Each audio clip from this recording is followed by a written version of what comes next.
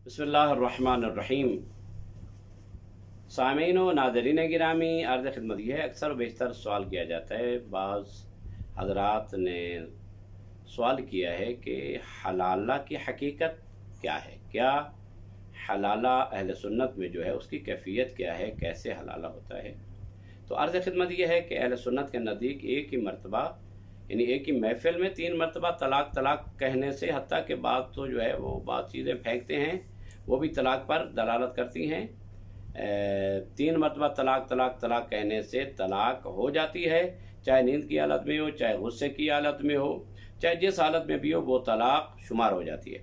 अब 3 मरतबा तलाक देने के बाद जो है वो औरत अपने शौहर पर हराम हो जाती है, हत्ता तन के ज़ौजन गैरा, या ताकि वो किसी और के साथ हलाला कराए। और उसके बाद अब हलाला की कैफियत अहले सुन्नत के नज़दीक क्या है।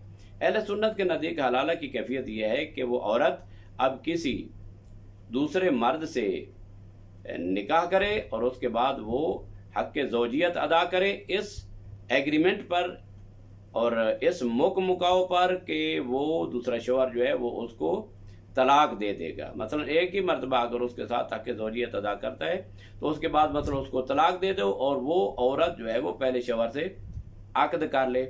ये हलाला है उनके नज़दीक, जो कि कुरान के बिल्कुल मुनाफी है, हदीस के बिल्कुल मुनाफी है,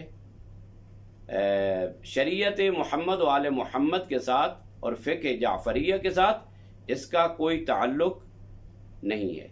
क्योंकि फ़िक़्ह जाफ़रिया में एक ही मरतबा एक ही जगह पर बैठे हुए 3 तलाक कह देना तलाक वाक़ नहीं होती और उसके शराइत सख्त हैं। लिहाजा उनके नज़दीक हलाला ये है कि फिर वो शौहर तलाक दे और फिर पहले वाला शौहर जो है उसके साथ अक़द करे। इसके जो नुकसानात हैं वो हर एक के नज़दीक वाज़े हैं कि इस एग्रीमेंट पर उससे अक़द किया जाए कि तू हतमन ज़रूर इसको निकाह के बाद और हक़ ज़ौजियत के बाद इसको तलाक दे देगा। तो ये हलाला अहले सुन्नत के नज़दीक है।